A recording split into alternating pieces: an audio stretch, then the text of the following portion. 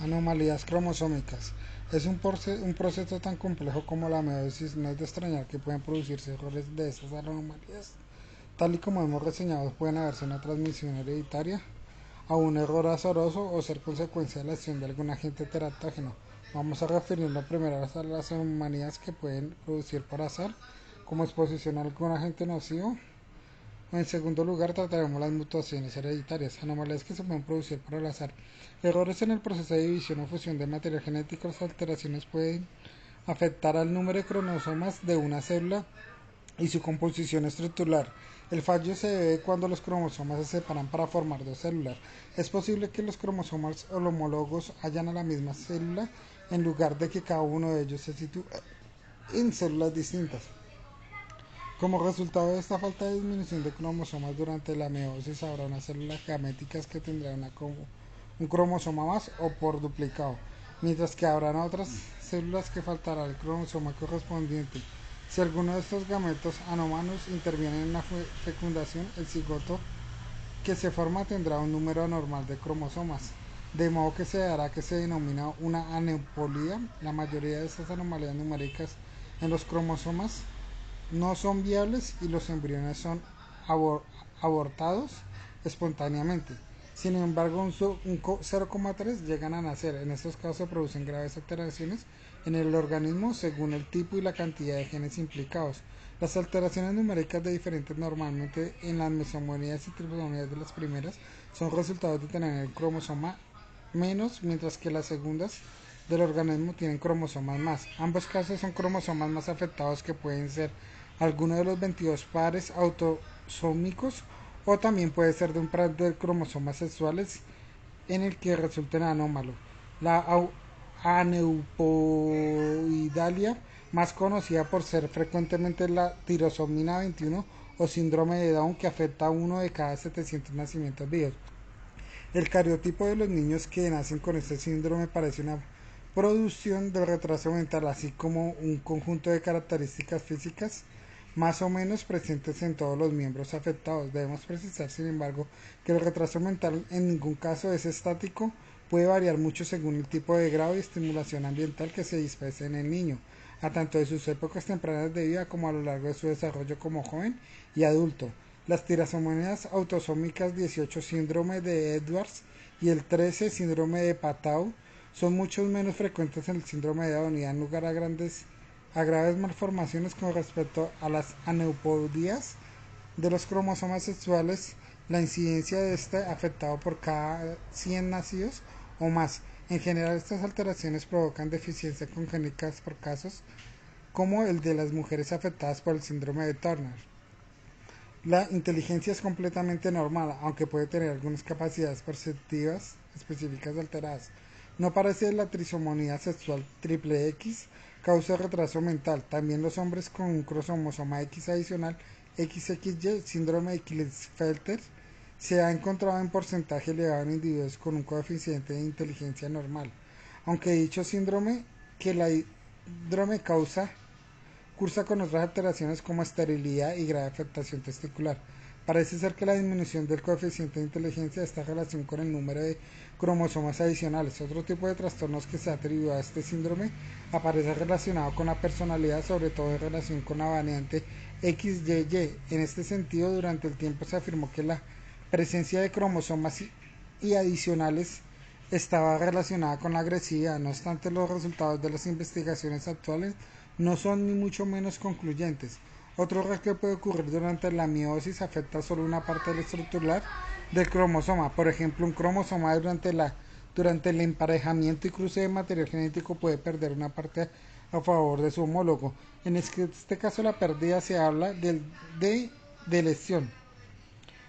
Puede, por el contrario, si hay una ganancia de una porción extra de duplicación, por ejemplo, una anomalía de lesión de un síndrome de un maullido del gato, síndrome del Duchat, denominado así debido a los sonidos que emite el individuo afectado a causa de una malformación en la laringe. En este caso, la parte terminal del brazo corto del cromosoma 5. En general, esta pérdida cromosómica conlleva anomalías físicas importantes, así como retraso mental. También puede ocurrir que no haya ganancia ni pérdida de material genético, sino que En algún segmento cromosómico se inserta el mismo cromosoma, pero una posición distinta en este error se denomina inversión. Mención especial que merecen las denominadas translocaciones se producen cuando hay un intercambio de segmentos entre pares de cromosomas no homólogos. Hay un tipo de síndrome de Down relacionado con la translocación. Ocurre cuando un trozo de cromosomas 21 se cruza con otro segmento cromosómico que puede pertenecer al cromosoma 14, 13, 15, 22 o 21, aunque parece que la combinación con el 14 es la más frecuente, Selikow-Wee. Finalmente, los mosaicos son alteraciones cromosómicas que no afectan todas las células, sino solo determinadas estirpes celulares. Al igual que un mosaico, de ahí el nombre. Encontramos mezcla de plesias diferentes en el organismo, conviene las células normales con las afectadas. Aunque una porción reducida encontramos niños con un síndrome de Down que pertenece a esta tipología, probablemente la presencia de células no afecta a estos niños. Manifiestan las características del síndrome de forma débil, incluyendo retraso mental, que incluso puede no mostrarse.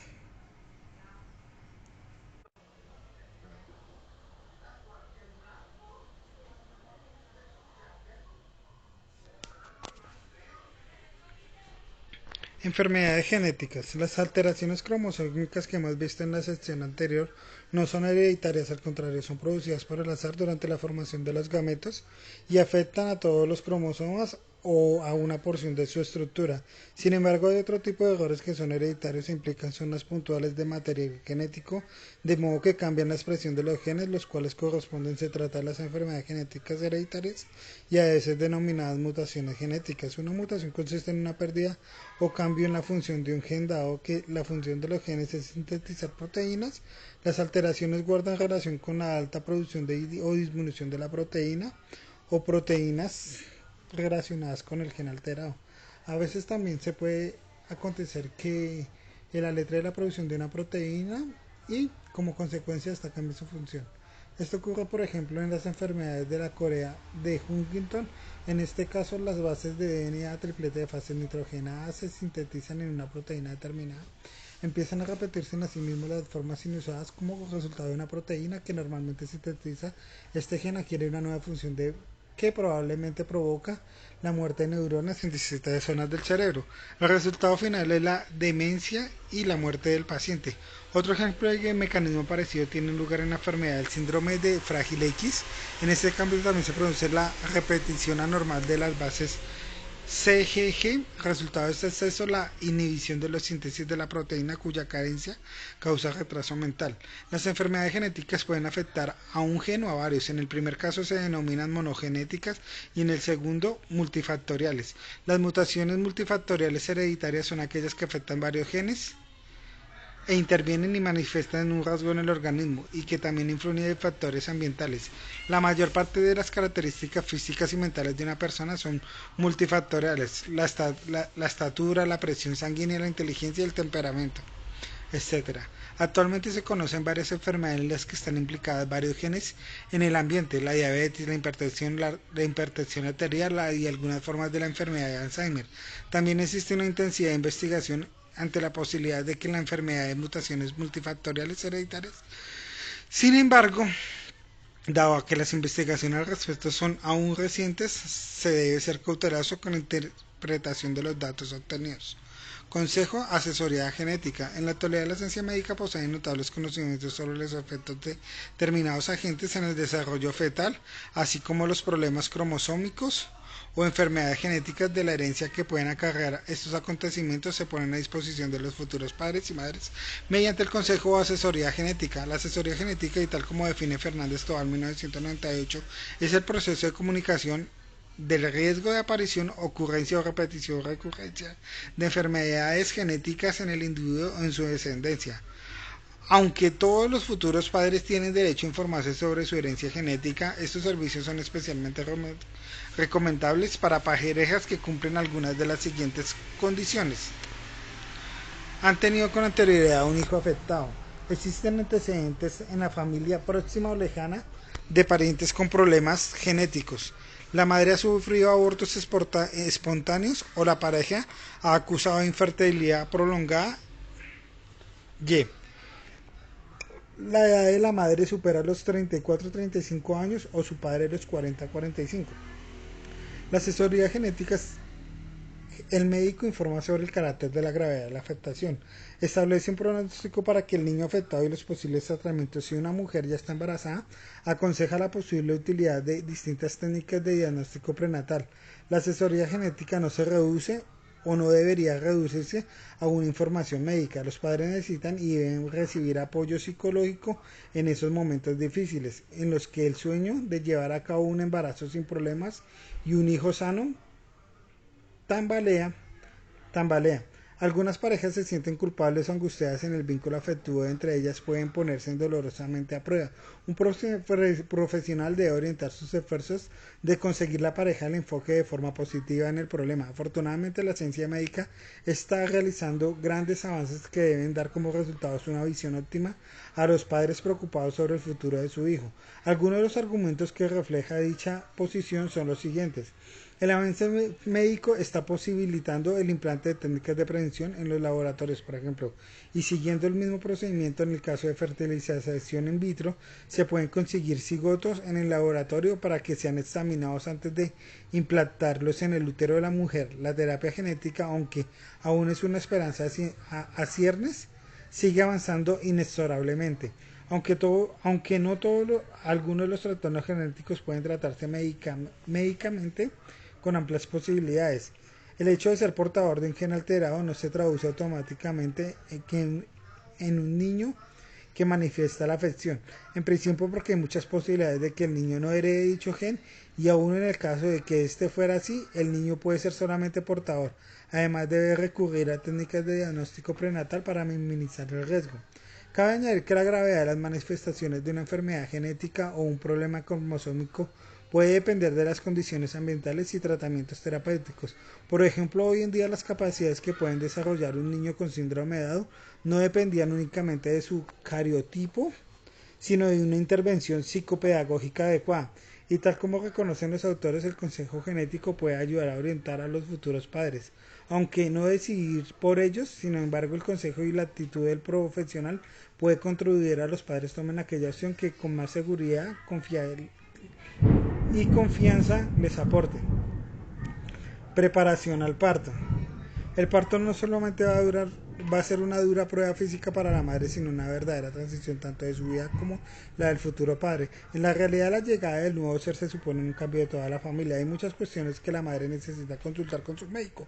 Una de las tales cuestiones atañe que el parto que desea siempre y cuando no se presente complicaciones y pueda escoger. Según Balsinger 2000, dar a luz no es solamente un acto fisiológico ni competente solamente de los padres. De hecho, se trata de un acontecimiento culturalmente ritualizado y cada sociedad y cada cultura define el lugar y de donde alumbrar. El hogar propio, en la casa materna, en el hospital, etcétera. Las técnicas y las posturas más adecuadas horizontales en nuestra cultura vertical son las sociedades con un dolor utilizando distintas formas de anestesia y las personas que pueden asistir o participar en el alumbramiento. En nuestra sociedad el ritual incluye normalmente el traslado de la mujer que va a dar a luz en el hospital donde queda bajo el control médico hasta los años 60, donde la personal sanitario podía participar en el alumbramiento, aunque también atendía sanitariamente a la mujer, se enfrentaba emocionalmente solo a la experiencia de tener un hijo.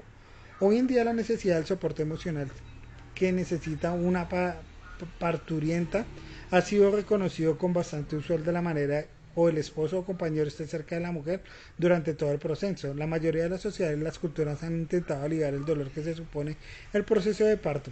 Esos intentos incluyen masaje, gimnasia, preparación del parto y en la actualidad la utilización de potentes técnicas analgésicas como la punción epidural. Sin embargo, al mismo tiempo el parto es considerado culturalmente como un ritual en el que el esfuerzo físico y el valor de la madre son sometidos a prueba. Esta consideración se hace que muchas técnicas vayan encaminadas a aliviar el dolor, pero no suprimirlo. La valentía de la madre en dar a luz de forma natural, por sí misma, y utilizar conocidas expresiones populares están aún más arriesgadas. Entre las costumbres y los ritos culturales en torno al proceso de alumbramiento, el tipo de parto que la madre desea llevar a cabo no es una cuestión trivial. Es necesario conocer bien a la madre y el estado físico del feto para dar un buen consejo profesional. Cada decisión que debe ser tomada en función de la diada madre-niño y no solo por unos conocimientos y consideraciones generales.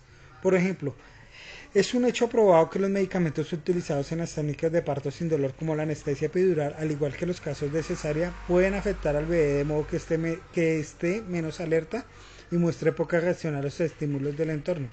Después del alumbramiento, los padres pueden ser preventivos en estos efectos temporales que al fin que no se preocupen ni se crea una falsa imagen del niño o niña. Bresselton, 1992. A pesar de tales conocidos efectos profesionales, no deberían minimizar las posibles miedos de la futura madre al sufrimiento físico, en general el alumbramiento. No todas las mujeres tienen la misma resistencia física, en el proceso de parto presenta la misma duración. El estado y la futura madre de los tumores es un aspecto que hay que tener en cuenta en la decisión que se tomará. Una mujer demasiado agotada por el esfuerzo realizado por ser menos proclive a tomar a su hijo en brazos y dedicarle atención después del parto, puesto que necesitará algo de tiempo para recuperarse. El profesional debe escuchar a la madre, ofrecerle un consejo y ya sea cual la decisión que ella tome su objetivo de conseguir que la relación madre-hijo empiece de la mejor forma posible para ambos. Pecho o biberón, octavo punto. Una de las primeras decisiones que deberá tomar la futura mamá concierne al modo de alimentar a su propio hijo durante los primeros meses. Las ventajas de dar al pecho recién nacido parecen demostradas. Cualquier pediatra confirmará que la leche materna es ideal para el recién nacido por el porcentaje de proteínas y azúcares que contiene, así como los anticuerpos que refuerzan el nivel de inmunidad y protegen al bebé frente a posibles afecciones. Además, la leche materna contiene una enzima que facilita la digestión del bebé. Los beneficios de dar pecho redundan también en el favor de la propia madre. La succión del bebé estimula la secreción de hormonas, una de las cuales la oxitocina interviene a propiciar la contracción del útero materno. Y aunque no determinantes, algunas investigaciones parecen relacionarse con el amamantamiento como una menor incidencia del cáncer de pecho. Sin embargo, no son estos argumentos que suelen esgrimar una ventaja de la leche materna. El acto de amamantar va mucho más allá de sus funciones alimenticias, tal como Balsiner 2000. Puntualiza: la lactancia del bebé está vinculada a prácticas sociales, culturales y de valores morales que han diferido a lo largo de la historia entre las distintas sociedades. El énfasis actual es el beneficio de la alimentación materna tiene la razón de ser a partir de los 60-70. La tasa de madres que utiliza el biberón frente a la lactancia natural creció de forma espectacular. El empleo de sustitutos lácteos tuvo repercusiones muy negativas en los países pobres. El costo de alimentar a los niños con productos sucedáneos de la leche materna llevó a muchas familias malnutrieran a sus hijos. Las prácticas como higiénicas y el uso de agua contaminadas para las leches en polvo produjeron un aumento en enfermedades intestinales. Por tanto, las organizaciones mundiales de la salud empezaron a desarrollar programas para concientizar a las madres de los beneficios de la lactancia materna. Sin embargo, no se deben de mezclar estas consideraciones nutritivas sumamente certeras de los argumentos que merecen una revisión, y es que la lactancia materna favorece la relación del madre-hijo con el vínculo afectivo. Es cierto que la lactancia materna propicia un contacto físico del recién nacido con la madre, proporciona calidez física y una sensación placentera para ambos. La estimulación táctil del contacto de la piel con piel tiene amplios beneficios en el desarrollo del bebé. Entre otras ventajas, es un factor que facilita la regulación del sistema respiratorio infantil. Asimismo, la posición del bebé en el acto de mamar es ideal para establecer el contacto visual entre la madre e hijo. Además, es sabido que madres aprovechan los momentos de pausa de succión del bebé para canturretear, hablar e imprimir sus ritmos de balanceo de sus retoños. Ken Kane en 1986 pone en relieve que la intervención de la madre en su súbita interrupción cumple una función que detiene a provocar una nueva serie de succiones. Al mismo tiempo, la pausa que realiza el bebé actúa como un mecanismo que provoca la intervención materna. El efecto de estas pausas es el proceso de lactancia, no tiene significados biológicos. Más bien es una función, es propiciar un progresivo ajuste de la adaptación de la madre de los patrones de su bebé, estableciendo turnos de actividad que más tarde se desarrollarán de la forma más compleja y tendrán un papel significativo como matices de aprendizaje para el niño o niña. Sin embargo, las características de la relación madre-niño durante la toma de leche no son exclusivas de la lactancia materna. Por ejemplo, los turnos de intervención relajados más arriba se observan en todas las madres independientemente si alimentan a su hijo con el pecho o con el biberón. La opción de dar pecho no es una lesión. Sofía, bájale por favor. No es una lesión que consiente solo la voluntad de personas de mujer, confluyen con muchos otros factores que el profesional que atiende la futura madre no debe ignorar. Para empezar, la lactancia materna requiere unos cuidados necesarios, aunque no de forma general. Algunas mujeres tienen unos pezones sensibles que sin unos cuidados básicos pueden resecarse y agrietarse, lo cual produce un dolor. Por otra parte, y sin llegar a imposibilitar el ritmo de la vida normal, es un hecho de que la mujer en periodo de lactancia requiere un mínimo necesario de atención y descanso. Por supuesto, una alimentación equilibrada y una total restricción de sustancias nocivas como el tabaco o el alcohol son un requisito indispensable para que la lactancia materna muchas mujeres tienen la suerte de gozar un trabajo estable que les permite un tiempo legalizado para cuidar a su bebé durante los 3 o 4 primeros meses. Asimismo, muchas cuentan que con la ayuda de la propia madre y un compañero esposo solicitó que comparte las tareas de crianza o una red de soporte social adecuada para compaginar la lactancia con su vida diaria. No es tan sencillo. Los trabajos temporales inestables que hacen muchas mujeres deben reincorporarse casi de inmediato. Algunas son madres solteras y no cuentan con el apoyo necesario en que deben acarrear todo el esfuerzo. Ellas solas dan de pecho en público, haciendo por ejemplo un descanso en el trabajo. No es tan fácil como pretenden creer algunos consejeros. Todas las culturas comprenden la visión de los pechos de la mujer como un símbolo relacionado con la sexualidad, a pesar del carácter natural que reviste con el que se suele enfatizar el acto de amamantamiento. Muchas mujeres dar el pecho puede resultar embarazoso más allá de la intimidad de un espacio familiar.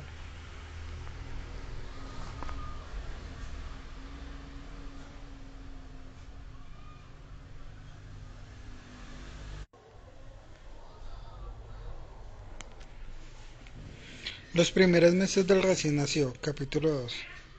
Los lazos afectivos que han emergido desde los padres del bebé a lo largo de los 9 meses de gestación se intensifican con la presencia real del recién nacido. Los padres pueden tocar, hablar, mirar, besar a su retoño, aunque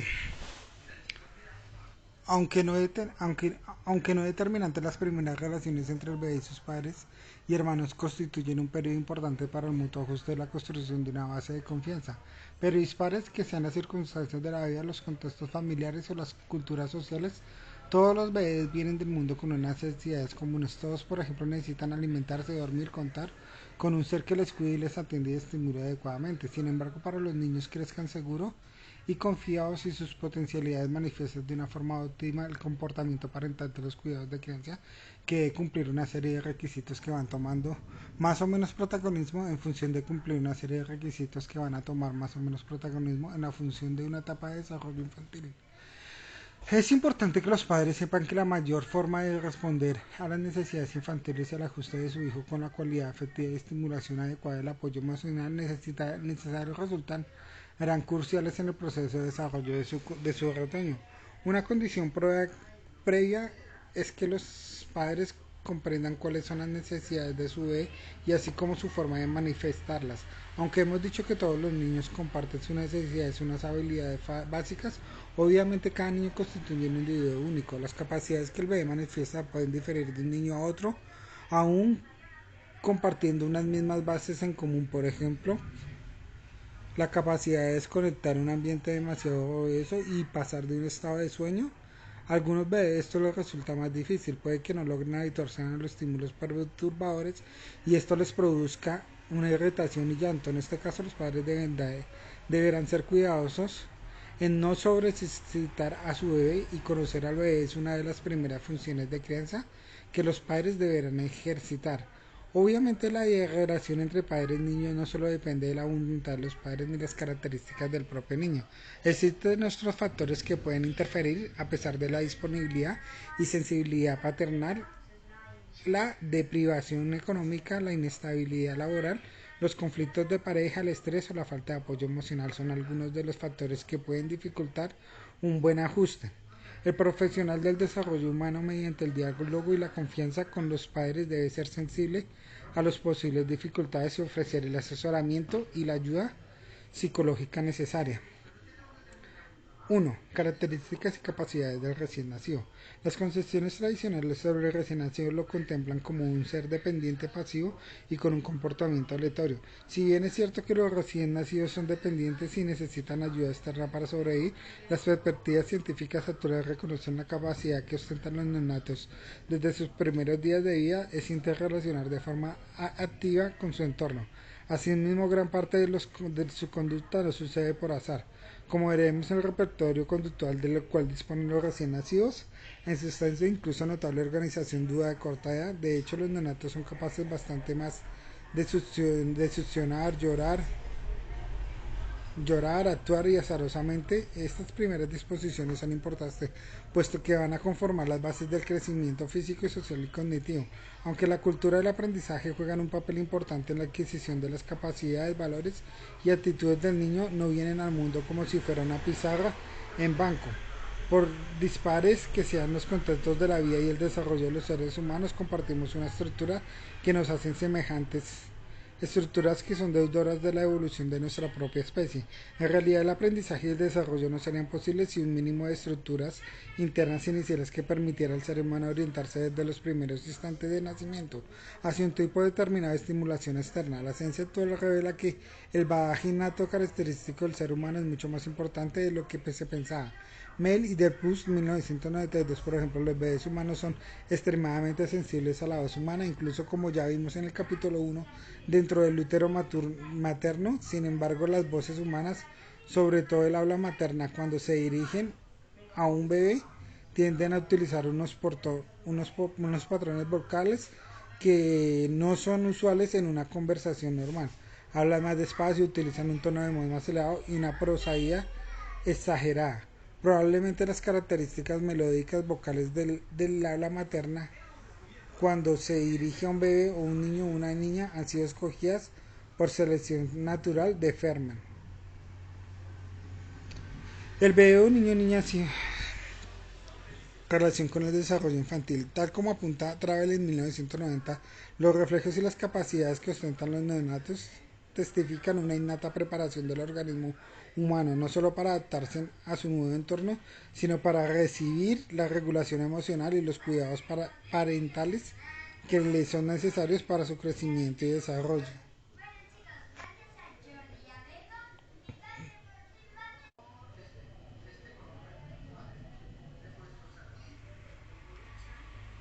La 1.1 Apariencia del recién nacido.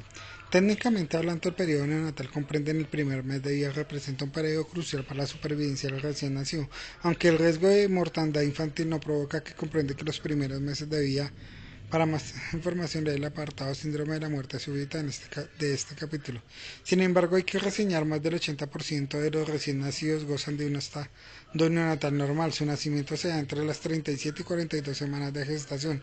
Su peso se sitúa entre los valores de 2.500 y 4.000 gramos y no presenta trastornos patológicos. La valoración de la normalidad se efectúa por medio de la exploración neonatal, que comprenden la observación de la edad gestacional, el peso y así como la valoración de pruebas específicas como la de Apgar, reflejos de recién nacido y la escala para la evaluación del comportamiento neonatal de Brazelton. Entre las características anatómicas y fisiológicas propias del neonato normal se incluyen las siguientes. Peso medio. El peso del recién nacido suele oscilar entre 330 y 350 gramos. Es necesario reseñar que tras los primeros días, todos los recién nacidos suelen sufrir una pérdida fisiológica que se ha recuperado en torno al 10.º día, en el que se vuelve a dar el peso del nacimiento. Longitud media 50 centímetros. El tamaño del recién nacido está relacionado con factores raciales, sexuales. Los varones tienden a ser más altos y a pesar más talla que los padres y a pesar más talla de los padres sin nutrición materna. El perímetro torácico suele medir unos 32 centímetros. Las extremidades del bebé resultan pequeñas en relación con el cuerpo, características que recibe el nombre de braquitipia, mientras que el vientre suele ser grande y abombado. Para referirse a este último rasgo, técnicamente se habla de macrosplania. Tamaño y forma de la cabeza. El perímetro cefálico de la cabeza se sitúa entre los 32 y 36 centímetros. No es raro que, con la excepción del parto y la cesárea, la cabeza de los pequeños se presente temporalmente moldeada por el paso a través de la pelvis materna morfológicamente. Los recién nacidos presentan macrocefalia, es decir, la cabeza presenta una proporción mayor comparada con la del resto del cuerpo, características que desaparecen progresivamente. La cabeza de un bebé corresponde a una proporción de 1/4, mientras que la de un ser adulto es solo de 1.8.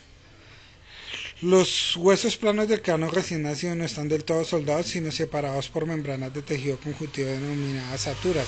Estas aturas forman unos puntos blandos del cráneo del bebé que se pueden palpar y reciben el nombre de fontanelas.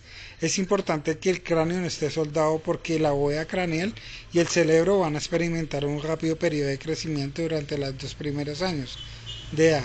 De hecho, aunque las fontanelas van a cerrarse la bóveda craneal, una persona aumenta su capacidad hasta los 15 o 16 años de edad.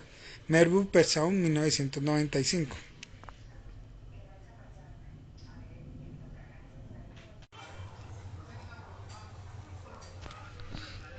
Características de la piel. La piel cubierta con un unto subáceo denominado vernis seráceo que protege y nutre también puede observarse en un vello fino denominado languno, que suele desaparecer tras los primeros días. De la piel suele presentarse un color enrojecido, aunque a partir del segundo día disminuye su intensidad. Algunos padres se le ocupan cuando el médico le comunica que el pequeño manifiesta ictericia y observan que el bebé adquiere un tono amarillento. Se trata de un trastorno frecuente y transitorio debido a la necesaria descomposición de algunas células sanguíneas no necesarias fuera del útero materno.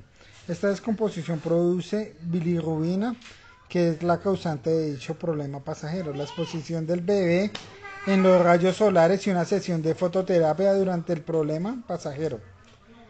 Unos días suele ser suficiente para hacer descender los niveles de bilirrubina. En cuanto al repertorio conductual de esta edad, hay que señalar que los neonatos duermen la mayor parte del tiempo, en torno al 90%, y presentan determinados ritmos de sueño y alimentación, reflejos propios de esta edad, así como capacidades sensoriales que están en la base de la percepción. 1.2. Habilidades motoras. Tal y como hemos comentado en el capítulo 1, las áreas corticales responsables de desarrollo motor están parcialmente desarrolladas ya al nacer, de la manera que este desarrollo, aunque incompleto, permite al bebé cierto control sobre las manos, brazos, tronco superior, y sin embargo el control de la actividad motora seguirá un desarrollo paulatino y secuencial del desarrollo motor. Procede que la cabeza de las piernas y la dirección cefalocaudal del centro del cuerpo, las extremidades próximo distal. De este modo, el bebé irá ganando control del primer lugar sobre los movimientos de la cabeza, tronco, y finalmente se sostendrá y andará sobre sus piernas. Asimismo, primero podrá controlar las partes centrales del cuerpo, motricidad gruesa, antes de ejercer el dominio sobre las partes más alejadas del organismo, como los dedos, motricidad fina. Por otro lado, y al igual de la adquisición de otras habilidades, también las destrezas motrices, se progresa de lo simple a lo complejo. El tono muscular de un recién nacido es predominantemente de flexión. Este predominio del tono flexor hace que sus brazos y piernas permanezcan replegadas y dobladas sobre su cuerpo.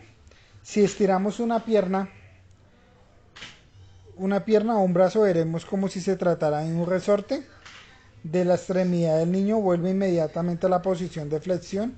Sin embargo, ante un ruido brusco o una perturbación estimular, se puede producir una respuesta breve en extensión de extremidades, y recién nacidos no pueden aún sostener la cabeza.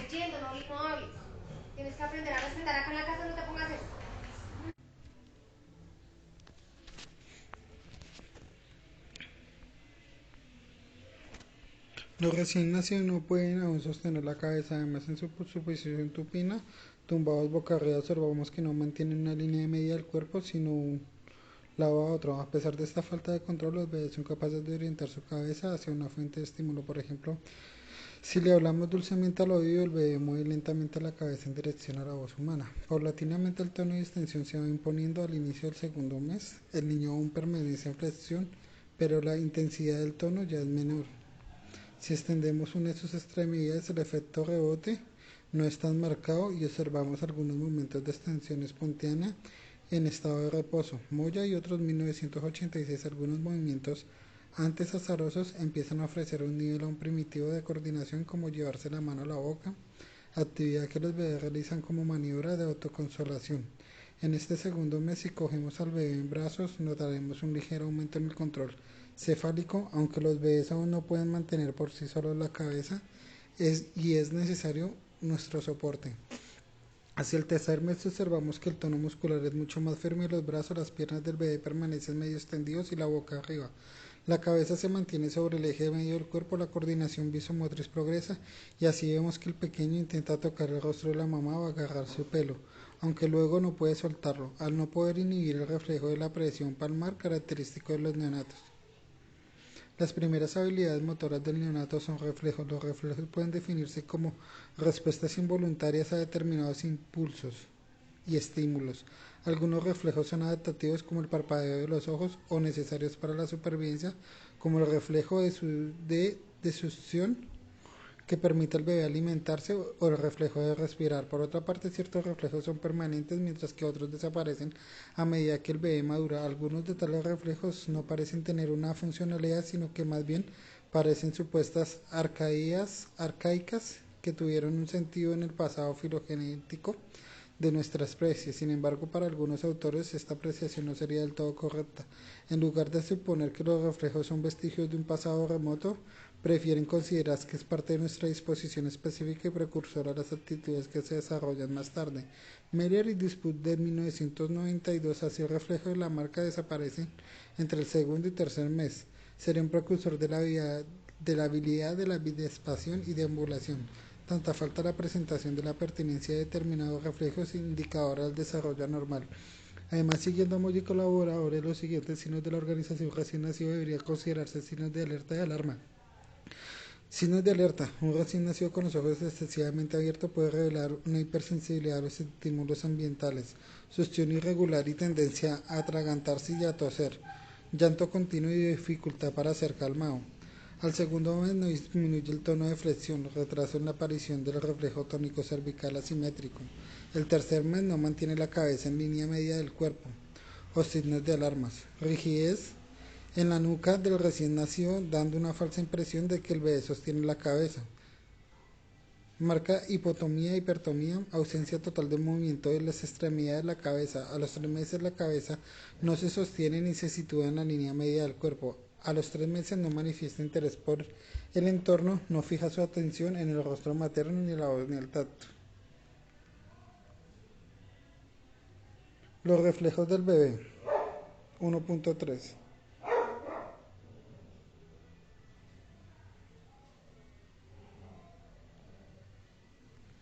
Los reflejos son definiciones de L. Coria 1974, reacciones automáticas desencadenadas por diversos estímulos.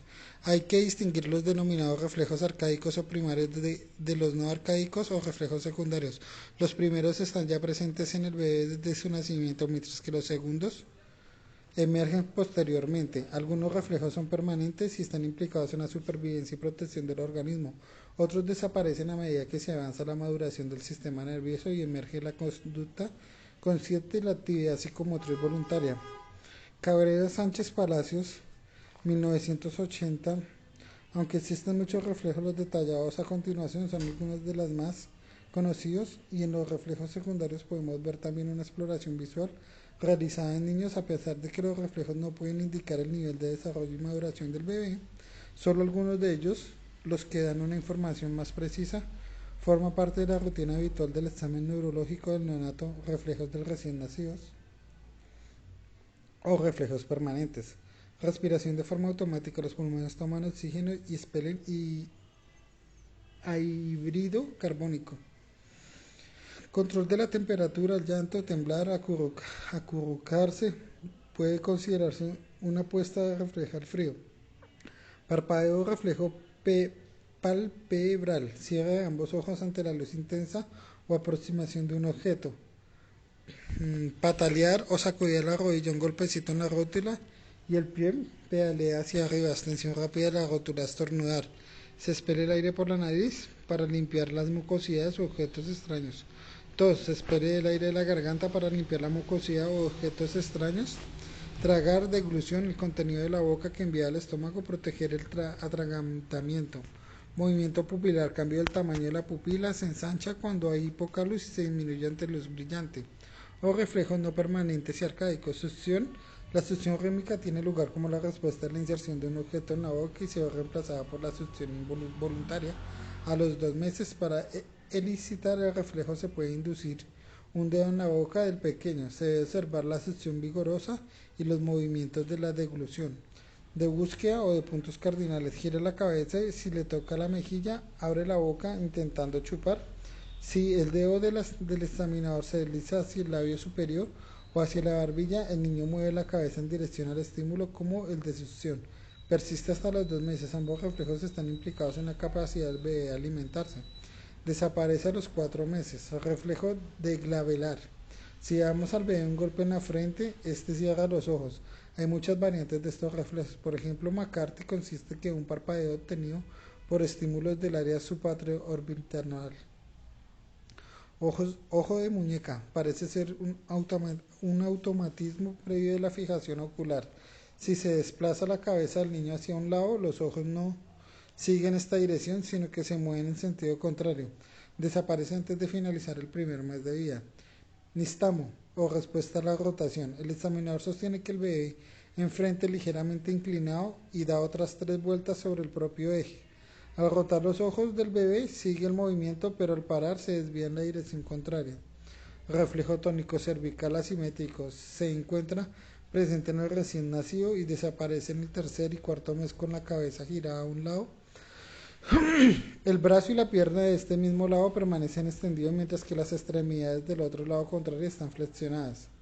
En posición boca abajo, el reflejo se observa de forma contraria. La flexión de los miembros corresponde al lado en que la cabeza está rotada y en extensión los del lado opuesto. Moro. Al faltar el soporte del cuello y la cabeza, por ejemplo, si sostenemos al bebé en posición dorsal con su cabeza apoyada en nuestra palma, a la dista de unos 3 centímetros retiramos momentáneamente nuestro soporte y en un momento extiende los brazos y abre las manos con los dedos girados hacia el centro y luego los cierra como si fuera a dar un abrazo. Desaparece después de unos 4 meses. Reflejo de presión palmar.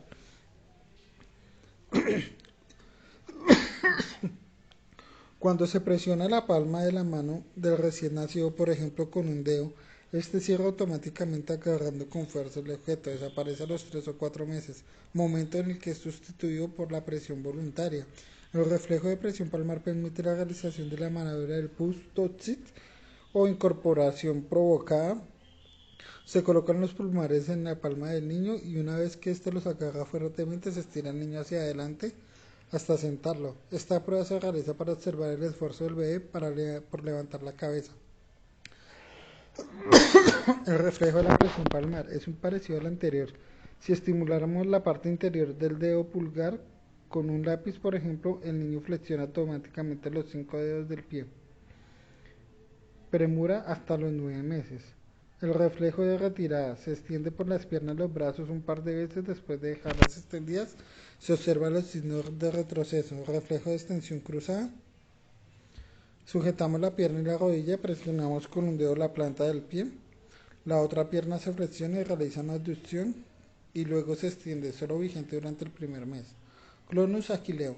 Sujetamos la pierna a la altura de la rodilla con los dedos, presionamos la planta del pie contra la pierna. Observamos una rápida flexión y aducción de la cadera, flexión de la rodilla y dorsiflexión del pie. Babinci. Sujetamos la pierna por encima del tobillo. Cuando se roza el lado del pie de arriba abajo o viceversa, el bebé flexiona el dedo gordo en sentido dorsal. Separa hacia afuera los otros dedos como si fuese un abanico y tuerce el pie hacia adentro. Desaparece al término del primer año. Apoyo y marcha automática, también denominados en la posición de deambulación. Si se sostiene el bebé verticalmente tocando una superficie plana, el bebé se apoya momentáneamente. Si imprimimos al bebé un suave movimiento de balanceo, el pequeño hace movimientos semejantes a pasos. Desaparecen aproximadamente entre el segundo y el tercer mes de vida. Sosteo de obstáculo. Cuando la parte interior de la pierna entra en contacto con una superficie plana, el niño coloca el pie sobre ella, desaparece aproximadamente el tercer mes de vida. El reflejo de reptación. El bebé colocado boca abajo, cabeza en línea media, iniciará espontáneamente movimientos de arrastre. Si presionamos un poco las plantas de los pies, se facilita la respuesta. Notatorio. Situar al bebé horizontalmente en el agua, alterna movimientos de piernas y brazos, inhala aire por la boca, desaparece a los 6 meses, reflejo de Galán. Sigue la pauta muy parecida a la anterior con el niño en posición ventral y el examinador estimula la parte lateral de la columna o la parte lumbar, lo que provoca una flexión del tronco del lado del estímulo. Los reflejos secundarios, reflejo de Landau. Si suspendemos al niño en posición ventral se observa un enderezamiento del tronco junto con la elevación de la cabeza y extremidades al flexionar la cabeza. Hacia adentro, el tronco de las piernas también se flexiona automáticamente. Emerge en torno a los 4 meses y desaparece al final del año. Reflejo de paracaidismo es un reflejo de protección que emerge hacia los 6 meses y perdura toda la vida. Se consigue sujetando al niño en posición vertical, cabeza abajo, inclinándolos de forma brusca, como si tocase el suelo. Se observa que el niño extiende las manos hacia la superficie de un intento de protegerse del impacto. Reflejo de apoyo lateral y posterior, similar al anterior y aproximadamente a la misma edad de emergencia. Con el niño sentado lo inclinamos bruscamente hacia el lado o hacia atrás y el pequeño extiende los brazos buscando apoyo, no se extingue. 1.4 Capacidades sensoriales y perceptivas.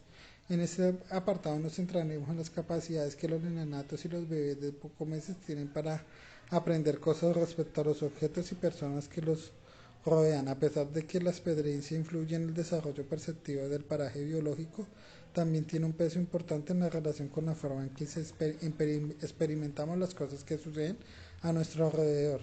No todos los sentidos están desarrollados en el mismo grado. El tacto, el gusto, el olfato no plenamente funcionales para el recién nacido. La vista del bebé, en cambio, precisa aún de cierta maduración.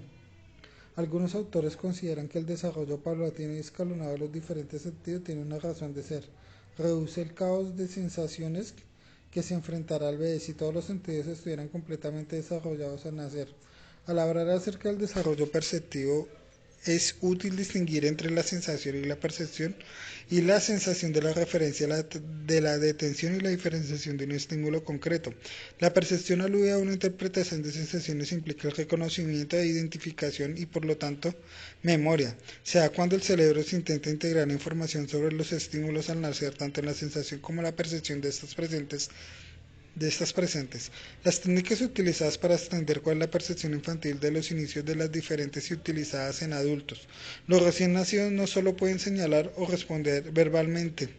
La frase de los estudios sobre la percepción infantil se fundamenta en el hecho que ante los estímulos y objetos no familiares, los bebés emiten una respuesta fisiológica, cambios de ritmo cardíaco, intensificación de la mirada, un chupeteo, etc. Cuando un objeto se ha vuelto familiar para el bebé, las respuestas decrecen y no ocurren. Entonces se considera que el niño se ha habituado a este objeto o estímulo. La capacidad de habitacional ya está presente en el feto de 30 a 40 semanas.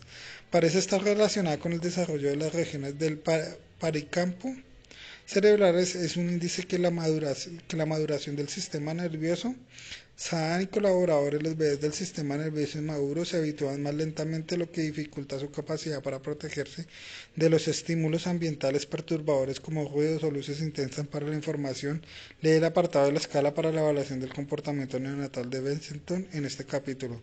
Los investigadores evalúan las habilidades perceptivas de los bebés utilizando fenómenos habitacional Bostén. De este modo comprueban que la actitud infantil para discriminar entre estímulos muy similares. Tomando como base los resultados obtenidos a partir de estas técnicas, los investigadores del desarrollo humano están empezando a desentrañar lo que sienten y perciben los bebés. A continuación vamos a tratar brevemente tanto las capacidades sensoriales del bebé de pocos meses como las actitudes perceptivas básicas, atendiendo a los diferentes sistemas sensoriales. El tacto. El recién nacido muestra una notable sensibilidad al tacto. Algunos reflejos muestran su capacidad de reaccionar al dolor, aunque en su pleno desarrollo de la percepción táctil se prolonga todavía a lo largo de los primeros meses de vida. El sentido del tacto cobra una especial relevancia, tanto que es una de las vías primordiales para la relación con los padres y el niño, por medio de las caricias, masajes, abrazar y sostener al bebé en contacto con el cuerpo de los primogenitores. Esto no solo está en construyendo los primeros lazos de afecto mutuo, sino que ayudan al bebé a desarrollarse. En numerosas investigaciones han puesto relieve en que el hecho de acariciar y tocar al bebé provoca una estimulación cerebral relacionada con la activación de hormonas impulsadas en el crecimiento infantil. Olfato y gusto. Los sentidos del olfato y el gusto se desarrollan antes que los demás en la mayoría de las especies animales.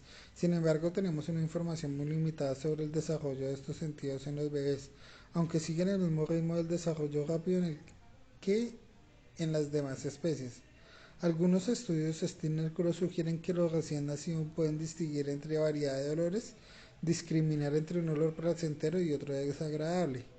Las investigaciones de Maflane en 1975 y Potter en 1992 realizadas con bebés de pocos días muestran de preferencia a los neonatos por el olor a la leche de la madre. Por lo que respecta al gusto de los bebés se puede distinguir entre varios sabores. Y mostraron cómo cambiaron los bebés sus expresiones faciales al colocarles distintas sustancias en la lengua. Por parte de Werner y Liszt en 1981 observaron que variaban sus ritmos de chupeteo y se volvían más lentos e incrementaban el ritmo cardíaco ante un cambio en la dulzura de la leche o la grasa. 1.4.3 Visión. La visión es un sentido menos desarrollado de los recién nacidos. En 1983 este hecho se ve que la maduración fisiológica de este sistema sensorial aún necesita ser completada. Una parte de la acomodación visual o habilidad para enfocar los neonatos es como, no es como la adulta. La insuficiencia de madurez de las redes neurales del cerebro hace que este procedimiento en el enfoque sea lento y difícil. Barry y Atkinson, a medida que la maduración neurológica y la melinización permiten una mejor coordinación de los movimientos oculares, de la transmisión más eficientemente de la información entre los ojos.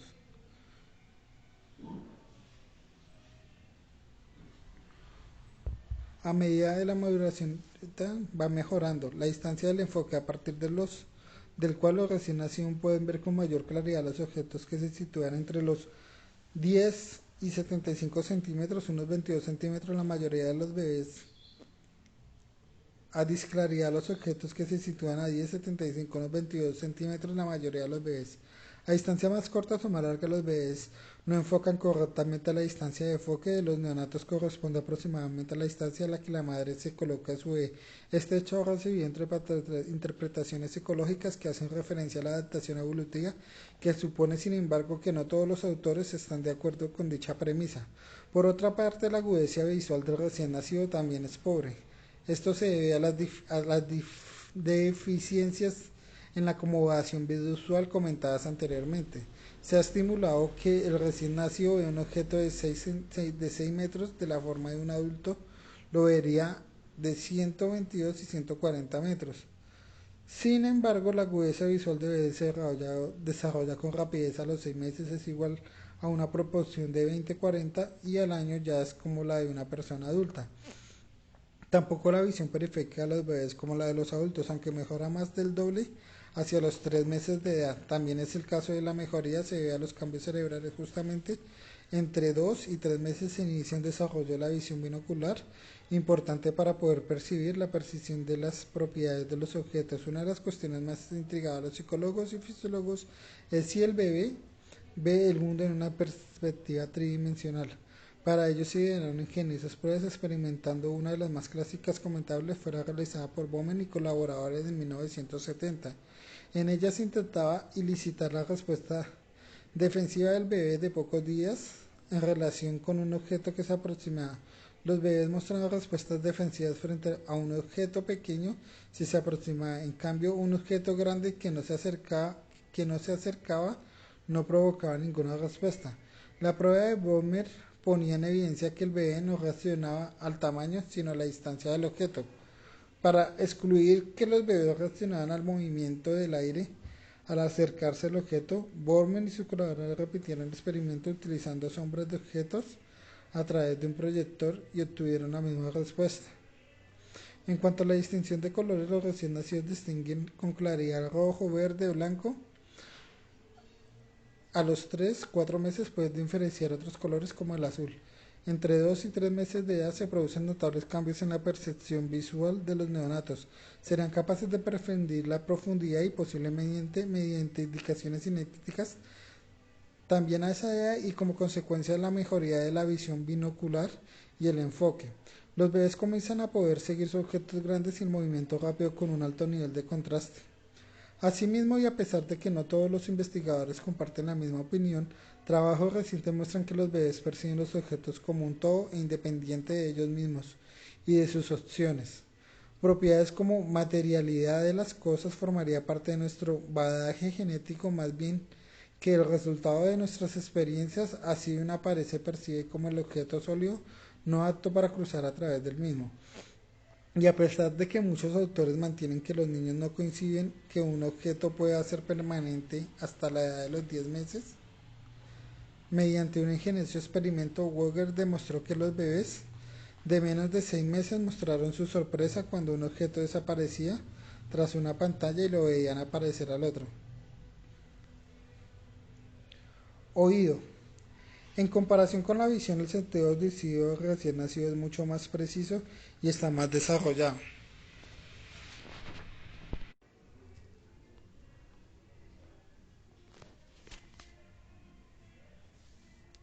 Oído. En comparación con la visión, el sentido auditivo recién nacido es mucho más preciso y está más desarrollado. Ya hemos comentado en el capítulo 1 que el feto puede oír antes del nacimiento aproximadamente a partir de las 28 semanas de gestación.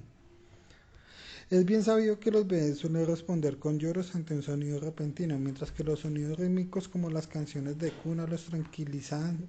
Esto demuestra que los recién nacidos no perciben los sonidos por separado, sino agrupados en estructuras melódicas y ritmos.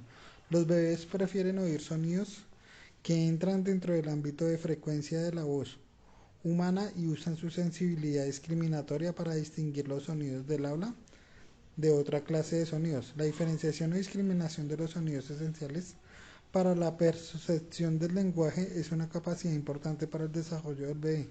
Curiosamente, a esa edad temprana los neonatos pueden aún percibir diferencias entre sonidos hablados muy similares que solo varían en la sonoridad, como pa, iba, eimas, seikian, yakusk y bicorto, sonidos que no son propios de la lengua de sus padres y de su comunidad. Los adultos han perdido tal capacidad que para hacer la suya, todo ello es una muestra de que los bebés poseen ya cierta percepción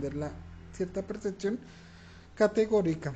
A pesar de tales referencias, los recién nacidos son menos sensibles al sonido de los adultos. Cualquier frecuencia de sonido en un recién nacido debe ser 10 o 20 decibeles más elevada que la de un adulto antes de que pueda detectar Aislinn en 1983, además de la capacidad auditiva de los bebés para atender los sonidos de la baja frecuencia, es menor, lo cual tiene repercusiones importantes en la relación con su interacción social.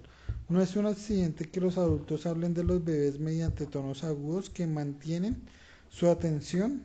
Cooper y Aislinn han mostrado que los tonos agudos y la prosodía exagerada tienen el poder de alentar y captar la atención del bebé.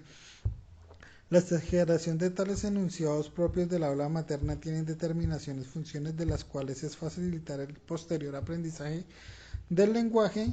Para más información, lee el apartado La importancia del habla materna en el capítulo 4. Sin embargo, a pesar de esta menor sensibilidad, los neonatos pueden diferenciar diferentes sonidos con respecto a la intensidad, frecuencia y duración. Por otra parte, si bien son menos capaces que un adulto para localizar el origen de un sonido, los bebés giran la cabeza y los ojos hacia una fuente de sonido, a la derecha o a la izquierda, siempre y cuando el sonido sea relativamente continuo. Trabajos recientes indican que esta respuesta desaparece de forma provisional hacia el segundo mes de vida y que vuelve a aparecer al tercer o cuarto mes con más frecuencia. Cuando la respuesta vuelve a surgir es más rápida. Este hecho sugiere que el concebido cerebral distinto ha tomado el control de dicha capacidad.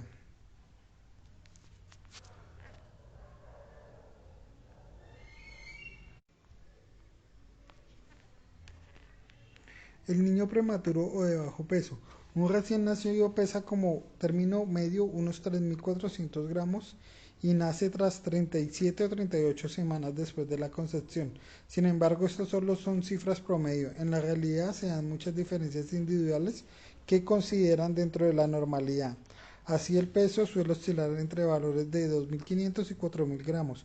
En cuanto a la edad de nacimiento, la mayoría de los bebés nacen dentro de unos márgenes en relación con la fecha prevista. El periodo comprendido entre 2 semanas anteriores y posteriores entran dentro del término normal de nacimiento. Un bebé se valora de bajo peso si nace por debajo de los 2.500. Las estadísticas acerca que el peso de los recién nacidos muestran que en torno a un 7% de ellos nacen por debajo de dicho peso. Por otra parte, un 8% de los recién nacidos vivos son prematuros, de los cuales aproximadamente la mitad, 4%, son también de bajo peso, mientras que la otra mitad pasan de más de 2.500.